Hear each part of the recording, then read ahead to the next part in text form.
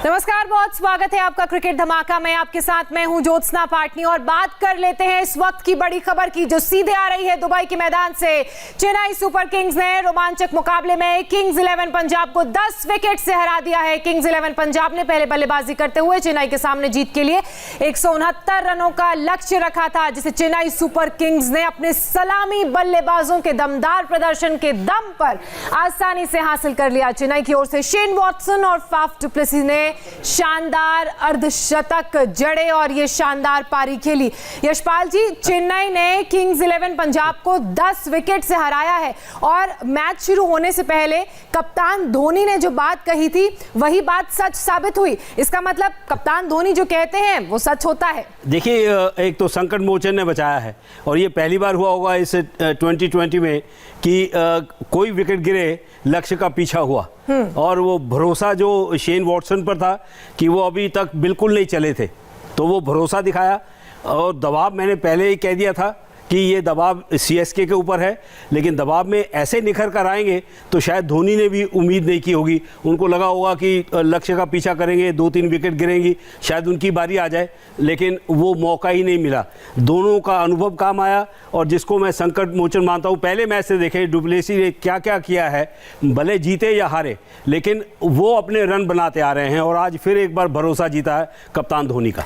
वैभव, Faf du Plessis की बात करें, उनकी कंसिस्टेंट परफॉर्मेंस देखने को मिली, साथ ही जो ये साझेदारी थी, आप इस साझेदारी को कैसे देखते हैं और इस मैच को कैसे देखते हैं आप? ज्योत्सना, अगर हम ये बात करें कि लगातार अगर कोई खिलाड़ी परफॉर्म अच्छा नहीं कर रहा होगा तो हम लगातार ये बात कर रहे थे कि इस खिलाड़ी को ड्रॉप कर देना चाहिए, लेकिन आईपीएल के 4 मैच हो चुके थे। आपने इस बात पर ध्यान दिया होगा कि मैंने एक बार भी नहीं कहा था कि शेन वॉटसन को ड्रॉप करना चाहिए, क्योंकि शेन वॉटसन से बड़ा match winner Chennai super Kings के पास कोई भी नहीं है और आज उन्होंने वो साबित किया। जिस तरीके से उन्होंने बल्लेबाजी की, यह जरूर बात करनी चाहिए पड़ेगी किंग्स 11 पंजाब के बारे में कि जो उनकी गेंदबाजी है ना वो बहुत ज़्यादा कमज़ोर नज़र आ रही है। बिल्कुल भी जो गेंदबाजी डिपार्टमेंट है अटैक नहीं कर पा रहा है। एक अगर हम बात करें, मोहम्मद शमी ज़रूर इस टीम के पास है, तो उसके बाद उनके बाद आज उन्होंने एक ट्रम्प कार्ड भी खेला, हरप्रीत बरार को भी मौका दिया, लेकिन वो भी कुछ ज़्यादा अच्छा परफॉर्म नहीं कर पाए। तो गेंदबाजी बहुत बड़ी समस्या किंग्स 11 पंजाब की। तो वहीं जिस तरीके से बल्लेबाजी की Faf du Plessis, Shane Watson, दोनों ही सीनियर खिलाड़ी हैं। शेन वॉटसन तो इंटरनेशनल क्रिकेट से भी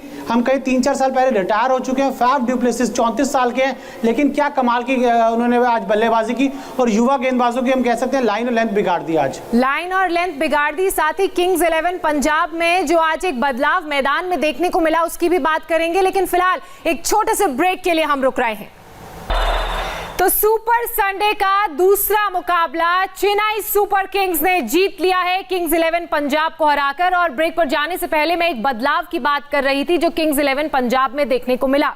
वैभव, आज हमने देखा कि केएल राहुल जो टीम के कप्तान हैं वो विकेट कीपिंग नहीं कर रहे थे, इसका कारण क्या?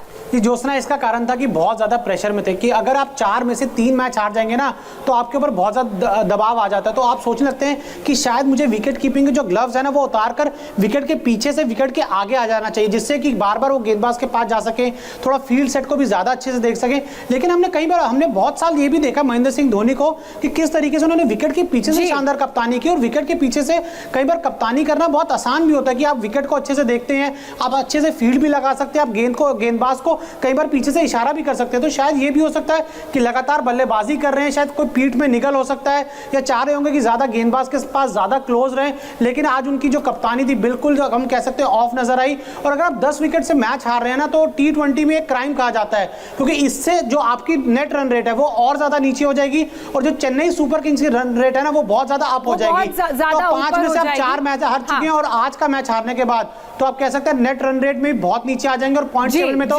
पंजाब वैसे ही पहले बहुत नीचे है। यशपाल जी, वैभव को हमने सुना, इनका ये कहना है कि एक कारण ये भी हो सकता है कि शायद वो अपने बॉलर्स के ज्यादा नजदीक रहना चाहते हो, उन्हें कुछ सलाह देना चाहते हो, लेकिन उनकी सलाह काम नहीं आई। वहीं दूसरी तरफ हमने देखा कि जहां एक तरफ फाफ डु प्लेसिस और शेन वॉटसन शानदार बल्लेबाजी कर रहे थे तो रूम में धोनी पैड्स पहने नजर आ रहे थे। क्या आज वो जल्दी आने की सोच रहे थे?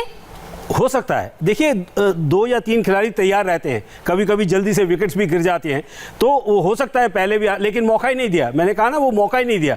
आज वो अनुभव काम आया, शेन वॉटसन हो या डुप्लेसी हो, जिस तरह से उन्होंने पारी को बढ़ाया है, तो मुझे लगता है कोई जवाब नहीं था, भले वो शमी हो या बाकी के जो उनके गेंदबाज हो, तो वो कमी हमेशा दिखी है। स्टार्ट अच्छा लेने की कोशिश की केएल राहुल ने, 20 रन मुझे लगता है कि किंग्स 11 के कम हो गए तो शायद मैच बन सकता था, क्योंकि अभी भी मध्य क्रम है, वो अभी सेटल नहीं हुआ है, रन नहीं बन रहे हैं उनके। आप देखें 70 से 80% जो है वो मयंक अग्रवाल और केएल राहुल रन बना रहे हैं, उसके बाद उनका जो मध्य क्रम है नहीं चल रहा। तो मुझे लगता है कि दबाव जरूर, मैंने कहा था कि सीएसके के ऊपर होगा, लेकिन दबाव से कैसे उभर कर आना है वो सीएसके ने कर दिखाया। बिल्कुल वैभव, अगर केएल राहुल की बात करें तो केएल राहुल का प्रदर्शन इस सीजन में अच्छा रहा है, लेकिन आपको क्या ऐसा नहीं लगता कि थोड़ा स्लो खेल रहे हैं, उनको अपने गेम को और फास्ट करना पड़ेगा? जी, शायद उनकी जो स्लो खेलने की वजह है ना, वो ये है कि वो शायद इस चीज का डर है उनको कि अगर वो आउट हो जाएंगे तो उनके बाद कौन बल्लेबाजी करने आएगा। और यही बात हमने बिल्कुल यही बात हमने आज दोपहर के शो में भी की थी कि जो किंग्स 11 के जो ओपनर्स हैं वो तो बहुत ज्यादा मजबूत है, लेकिन जो उनका मिडल ऑर्डर है, आज भी मैं आपको बता दूं कि किंग्स 11 पंजाब ने भले ही 180 के आसपास का लक्ष्य दिया था चेन्नई सुपर किंग्स को, लेकिन ये लक्ष्य अगर थोड़ा तेज बल्लेबाजी करते, आखिर में ग्लेन मैक्सवेल आके थोड़ी और तेज बल्लेबाजी करते, तो शायद ये जो लक्ष्य है ना 200 से ऊपर का हो सकता था। अच्छा, तो क्योंकि आप दोपहर की बात कर रहे हैं यशपाल जी, तो मुझे एक और बात दोपहर की याद आ गई। वैभव चाह रहे थे कि आज ग्लेन मैक्सवेल या तो अपने बल्ले से कमाल दिखाए या फिर नहीं, मैंने कहा था कि वो टीम में ना खेले, मैंने कहा था कि क्रिस गेल को आज मौका मिलना चाहिए।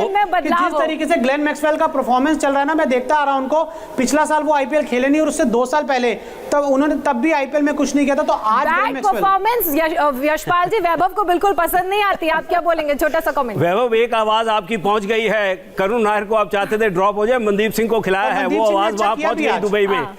लग रहा है ग्लेन मैक्सवेल और दिनेश कार्तिक वाली भी पहुंच जाएगी। पर मुझे लगता है जोशना, जो आपने बात किया, मुझे लगता है कि अब ये 5 मैच हो गए हैं, मुझे लगता है कि मैक्सवेल नहीं चल रहे हैं, गेंदबाजी का वो तो इमरजेंसी में उनसे गेंदबाजी कराई जाती है। अब क्रिस गेल का मौका आ गया है, उनको सलामी बल्लेबाज के तौर पर उनको भी 4 मैच दीजिए। देखिए वो मैच विनर हैं और वो कर सकते हैं, तो मैक्सवेल को थोड़ा आराम दें और अगले मैच में क्रिस गेल को खिलाएं। जी, ड्रीम 11 गेम चेंजर खिलाड़ियों की बात कर लेते हैं। कौन कौन से वो खिलाड़ी हैं जो आज के ड्रीम 11 गेम चेंजर खिलाड़ी साबित हुए हैं?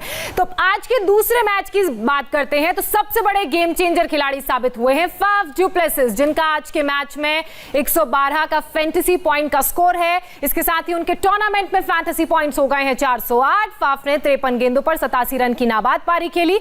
इसके अलावा आज के पहले मैच के गेम चेंजर खिलाड़ी साबित हुए हैं क्विंटन डिकॉक। डिकॉक को आज के मैच में 99 फैंटेसी पॉइंट्स मिले हैं। इसके साथ ही डिकॉक के टूर्नामेंट के फैंटेसी पॉइंट्स हो गए हैं 203। डिकॉक ने 39 गेंदों पर 67 रन की पारी खेली, जिसमें उन्होंने 4 चौके और 4 छक्के भी लगाए।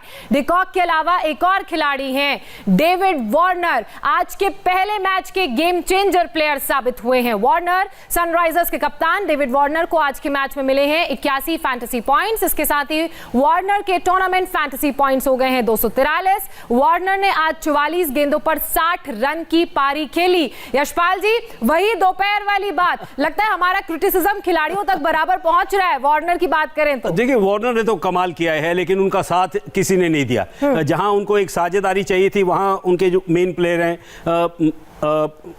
केन विलियमसन की बात करें, वो आउट हो गए और सलामी बल्लेबाज के तौर पर वो एक साझेदारी नहीं हो पाई, तो वो उनका साथ छूटता चला गया। लेकिन मुझे लगता है कि वही उनमें भी वही दिख रही है कि उसके बाद मनीष पांडे भी कुछ ज़्यादा अच्छा नहीं कर पाए।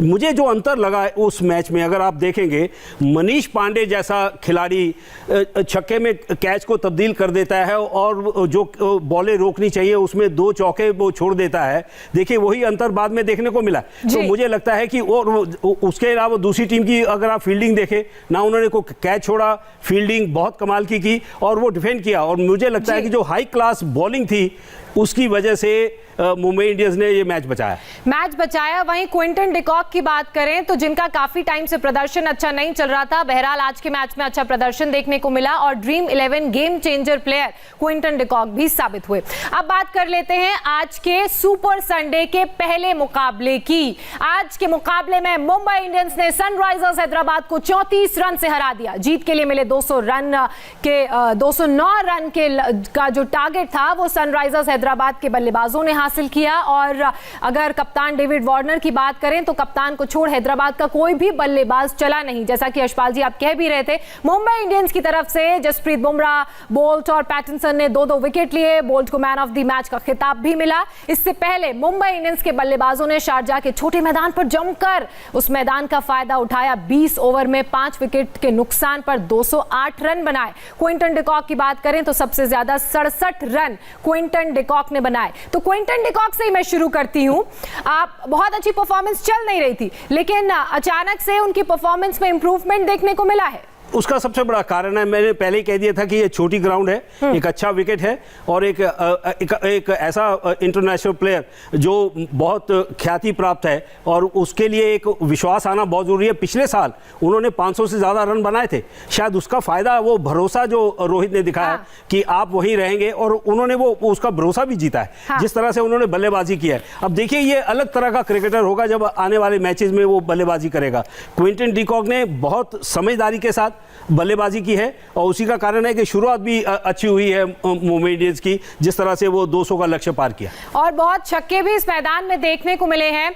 वैभव, जसप्रीत बुमराह की बात की जाए तो आज खेल उनका भी शानदार था। इसके अलावा जो मुंबई इंडियंस के बॉलर्स थे उनकी बॉल में भी मैजिक नजर आया। देखिए ज्योत्सना, अगर आपने शारजाह के मैदान पर 200 रन का लक्ष्य अगर आप डिफेंड कर रहे हैं ना, तो ये बिल्कुल आपके जो गेंदबाज है उनका शानदार परफॉर्मेंस रहा है। यहाँ जरूर बात करनी होगी ट्रेंट बॉल और जेम्स पैटिंसन की। आज उन्होंने बहुत ही शानदार गेंदबाजी की और जब सामने डेविड वार्नर जैसा बल्लेबाज होता है ना, तो गेंदबाज हर समय दबाव में रहते हैं, क्योंकि हमने देखा कि जब डेविड वार्नर एक बार सेट हो जाते हैं तो कभी भी अपना विकेट थ्रो नहीं करते। लेकिन इस बार हम आईपीएल में देख रहे हैं कि आज भी उन्होंने 44 गेंदें खेल ली और उसके बाद अपना विकेट थ्रो करके चले गए। तो ये हमने कभी देखा नहीं है। तो ये तभी हो सकता है जब सामने वाले जो गेंदबाज है ना, बहुत एक्सपीरियंस गेंदबाज हो और बहुत ही सूझबूझ भरी गेंदबाजी कर रहे हो। तो वही हमने देखा कि पैटिंसन हो, आपके ट्रेंट बोल्ट हो, बहुत ही समझदारी से ने गेंदबाजी की। भले जसप्रीत बुमराह थोड़े से आज ऑफ कलर हमें नजर आए, लेकिन ये जो उनका काम था ना, पैटिंसन और बोल्ट ने आसानी से पूरा कर दिया। बिल्कुल काम पूरा कर दिया और इसी को टीम वर्क कहते हैं। जब एक खिलाड़ी नहीं चलता है तो बाकी खिलाड़ी उसका मनोबल बढ़ाते हैं और टीम को जीत दिलाते हैं, और यही आज के मैच में भी हमें देखने को मिला। हालांकि हम उम्मीद कर रहे थे कि ये बहुत हाई स्कोरिंग मैच होगा, बॉलर्स को यहाँ पर थोड़ी परेशानी हो सकती है क्योंकि बैटिंग फील्ड फ्रेंडली ये विकेट है, लेकिन मुंबई इंडियंस के बॉलर्स ने यहाँ पर भी कमाल दिखाया। बहरहाल यशपाल जी और वैभव, आप दोनों का बहुत बहुत शुक्रिया। क्रिकेट धमाका में हमने आज के दोनों मैचों पर एनालिसिस किया। क्रिकेट धमाका में फिलहाल इतना ही। कल शाम 7 बजे हम फिर हाजिर होंगे रॉयल चैलेंजर्स बैंगलोर और दिल्ली कैपिटल्स के मुकाबले पर स्पेशल प्रीव्यू के साथ। फिलहाल वक्त एक छोटे से ब्रेक का है, ब्रेक के बाद लौटेंगे इस वक्त की हेडलाइंस के साथ।